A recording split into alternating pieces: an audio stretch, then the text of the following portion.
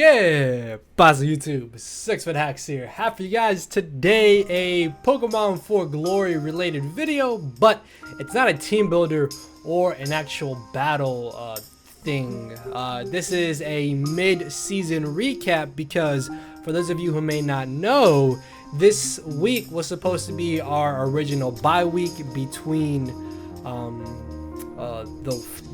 the week 8 and week 9 of Pokemon 4 Glory. I just drew a complete blank because I think we have 15 weeks in general. So yeah, the bye week between weeks 8 and 9 was like kind of the halfway point, I guess, if you don't count playoffs and stuff. And I saw the homie Mewtwo fan Nate actually make this type of video as well, so I kind of wanted to do it myself. It kind of inspired me. So if you guys do enjoy this video, make sure to leave a like on the video showing off your support for the Durham Druddigons in Pokemon 4 Glory Season 2. Now, if you may have missed yesterday's second upload, which was a very special announcement video, then I highly recommend you guys to go through the channel, check out that upload. Also, we uploaded our missed week 7 match because we had our, I guess you could say, our bye week a week ahead of schedule, or 2 weeks ahead of the schedule, just because personal life stuff with Kyle came up. So the actual week 7 match was uploaded yesterday, so if you guys didn't watch that, go check that out as well. But I guess the kind of idea behind this is just to kind of recap so far through the first weeks of the Pokemon 4 Glory, so weeks 1 through week 8, and then next Saturday will be the actual week 9 battle, and then I'll probably do like a final season recap video after playoffs and stuff, and hopefully after a championship win. So we'll see how things go.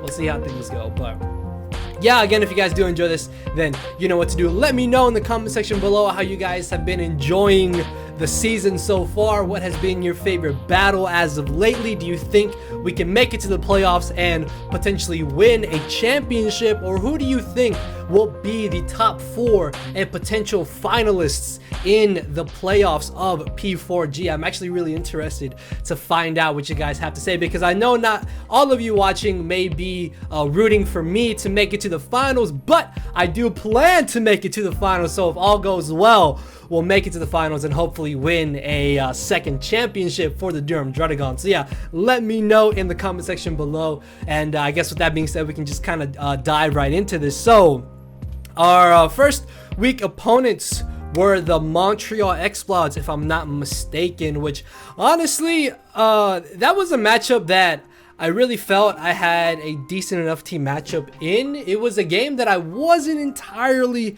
too concerned about, mainly for the fact that I think I prepped really well. If you guys remember the week 1 battle, I think I had like double assault vest for potential specially offensive like Mega Gardevoir, not Mega Gardevoir, regular Gardevoir, specially offensive Gardevoir, and potential Z move or Specs Exploud, which were absolutely terrifying.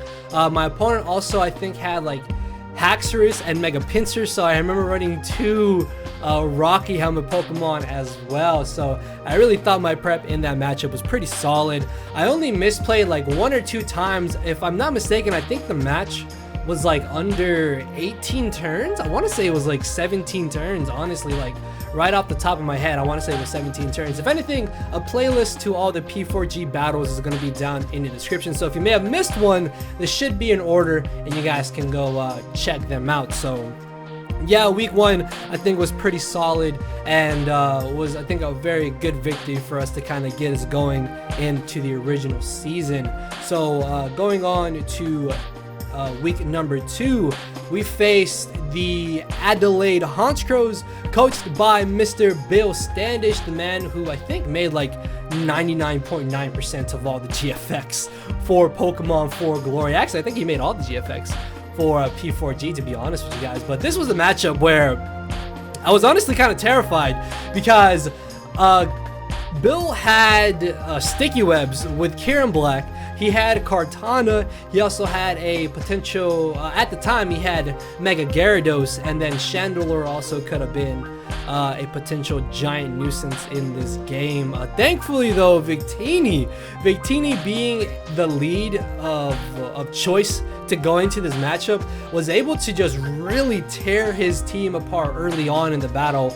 And the fact that I was mixed with Blue Flare and V-Crate allowed me to get rid of Uniclus, which was absolutely amazing. I remember him having the very rare Timid Swords Dance Kartana, which I know sounds absolutely absurd, but if you run Timid with like a certain amount of IVs, you actually get a speed boost on Kartana, and that was something I did not at all expect. So that thing could have potentially just swept through my entire team. Thankfully though, Guillermo coming through, our Garchomp, our trusty Garchomp, just chewing a +2 hit and being able to knock out the Kartana with Flamethrower, I think was what absolutely just saved us in this matchup in general. And then the combination of Mega Aerodactyl and Victini was just enough to overwhelm Bill's team essentially and give us a W in that week as well. So I think another pretty solid victory in week 2. And then going on into week number 3, I mean, no disrespect to the homie Chance, coach of the Camden Ursa Rings, but I was really not at all worried about this matchup. I think in week 1, in week 1 Chance got 5-0'd, and then in week 2 he got 6-0'd, or it might have been vice versa, but it was definitely one of those two orders. So going into this game, I really was not entirely too concerned, but that does not mean I was gonna go half-assed on my prep. You have to definitely prepare for everything, even if your opponent may not be winning by the highest margin, like he may have twice or 3 times the losses that he has wins.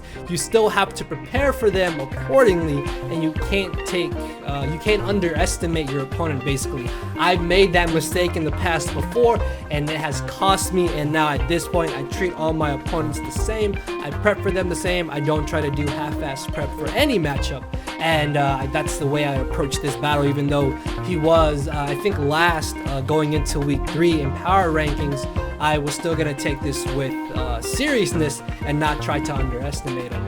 And going into this battle, this was the first week I got to bring Jellicent, because I remember we dropped Slurpuff, we dropped Greninja, and we dropped Suicune from the original version of our draft. Little hint, hint, wink, wink. You guys may be seeing Greninja a bit more in the future. Just keep that in mind. But yeah, we dropped those 3 mons and we picked up Klefki, Jellicent, and Excelgor. Funny enough, I still have yet to bring Excelgor to any matchup, honestly. Like, there's not been a single matchup where I found use to bring Excelgor. So who knows, maybe soon enough we'll be able to bring Excelgor to any game. But this was Jellicent's debut, and it performed absolutely amazingly. It got 3 KOs, which is pretty awesome. I remember it completely walled the Buzzwole, which I was absolutely terrified about. And then it was able to beat the Weezing 1v1, because I think I did run a little bit of speed creep to outspeed Weezing. So that really came in handy as well. And I can't remember the 3rd KO it got. Like, I don't remember off the top of my head, but Jellicent definitely making an impactful debut for the Durham Druddigons in week 3, and then we were able to basically win the match relatively easily, honestly. Like, again, no disrespect to Chance, but that matchup really was not that tough, honestly, in my opinion. And we were able to pull out a 3rd week in a row. Moving on to week number 4. This, I still feel slightly upset about week 4. We faced John, aka Pokemon, the coach of the New Orleans Pelipers, if I'm not mistaken, and he unfortunately handed us our first loss into week 4. If I really wanted to, I could have 100% timer stalled him to win that way. but because Kyle is my good friend and he did have a rule against timer stalling, although if I did do it, I really don't think I would have got punished for it, but I wanted to respect his rules and his wishes, and I didn't timer stall John in order to win that way. I did learn a valuable lesson in that battle though, because the original thought process heading into the game was that I can get up dual screens and then take advantage of those 8, 16, even potentially 24 turns of light screen and reflect, and then that way I'll be able to beat his team. But I made the giant mistake of playing too passively.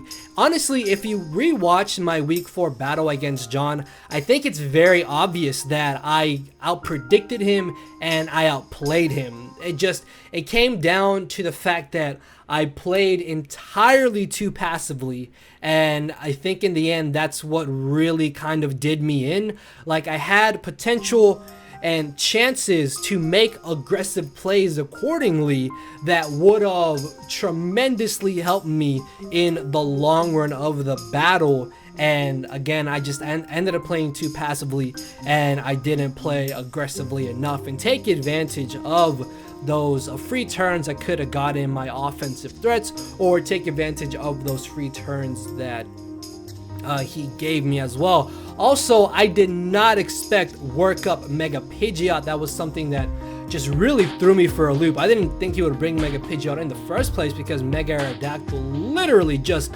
beats it 1v1. Like, there's nothing Pidgeot can do to Mega Aerodactyl. So that was another like big thing about it. Like, work up Pidgeot was something that really did catch me off guard, and we ended up losing, unfortunately, in week 4, 2-0 if I'm not mistaken.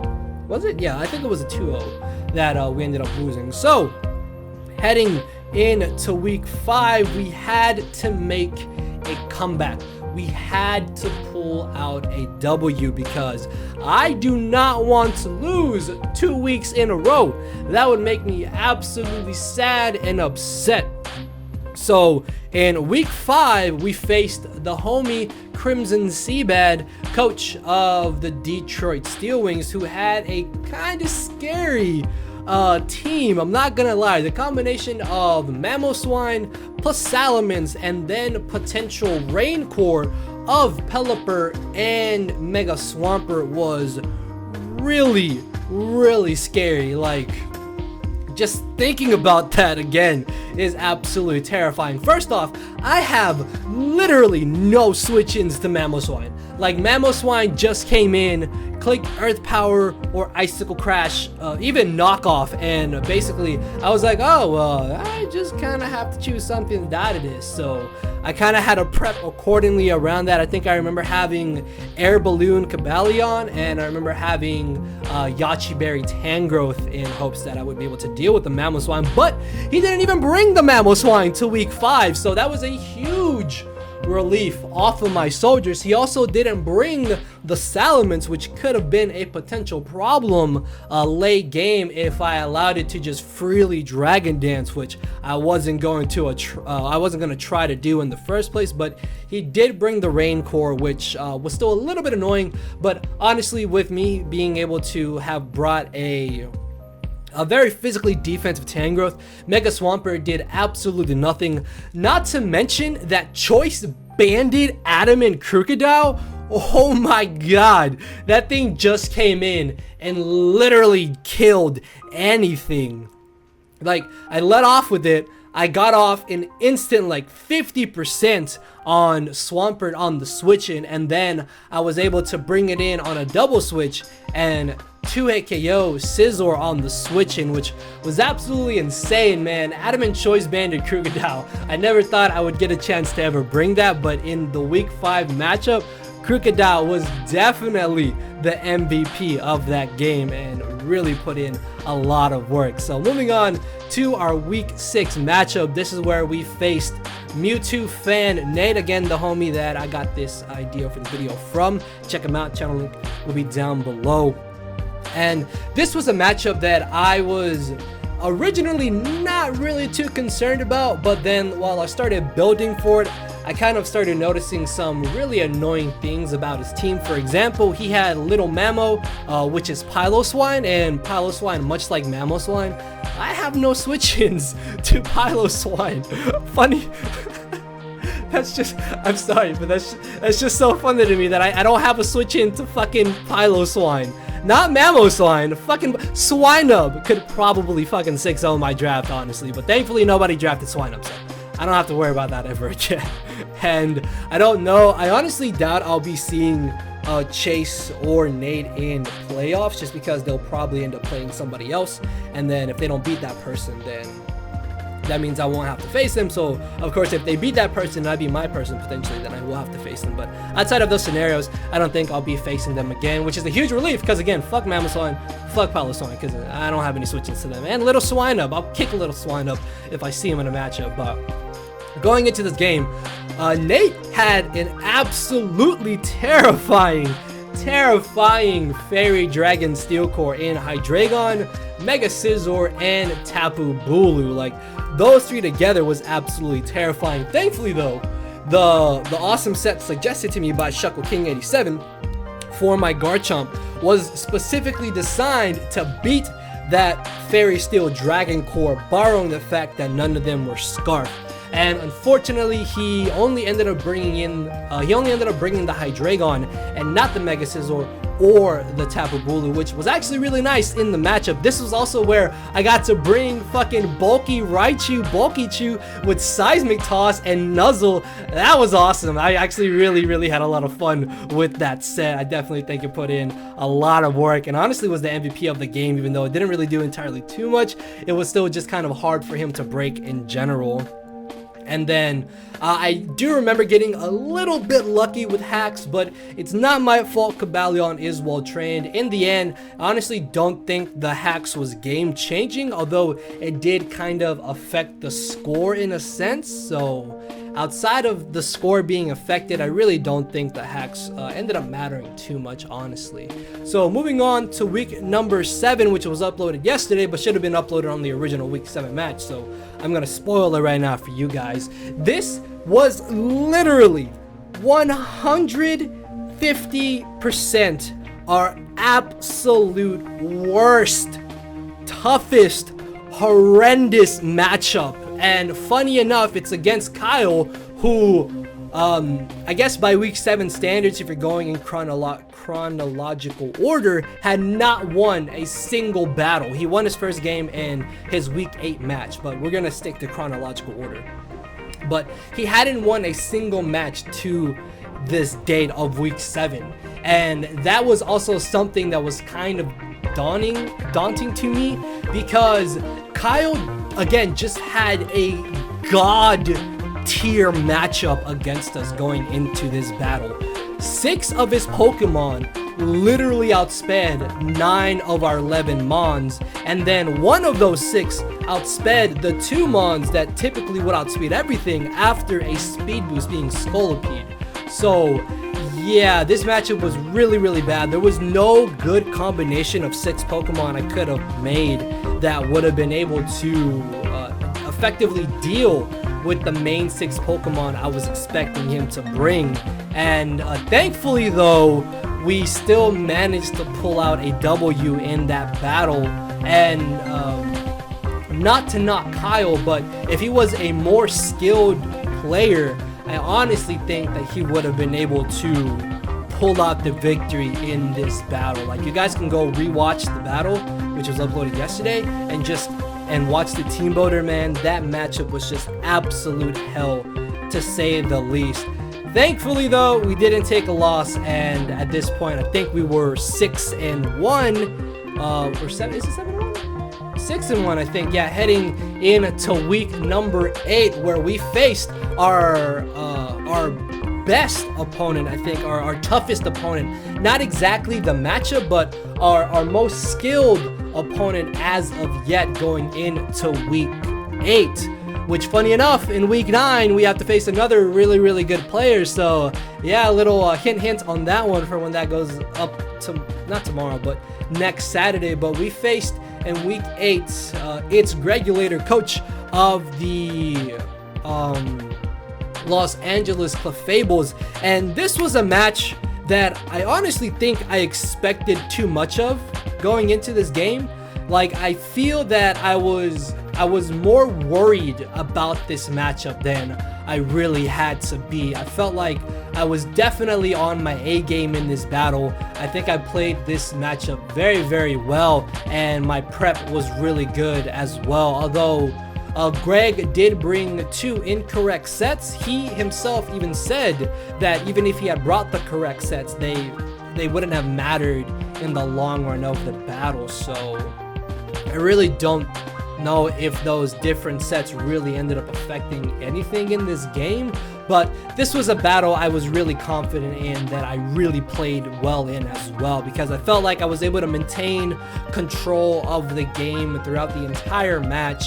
And even when it seemed like I may have lost the momentum, I was able to gain it back. And in the end, thanks to my prep, I was able to pull out the victory and win, I think, a 2-0 if I'm not mistaken. So yeah, next week will be the week 9 battle, and then from there we will hopefully go on to playoffs of Pokemon 4 Glory, and then hopefully the semifinals, into the finals, and then into us potentially getting our 2nd championship for the Durham Druddigon. So yeah, guys, let me know what y'all thought about our season so far. What was your favorite match, and who do you think will be the final 4 or the final 2 in the finals of P4G season 2? So with all that being said, I didn't want this to be like 20-something minutes, so if you guys did watch this, thank you so much. Make sure to show off your support,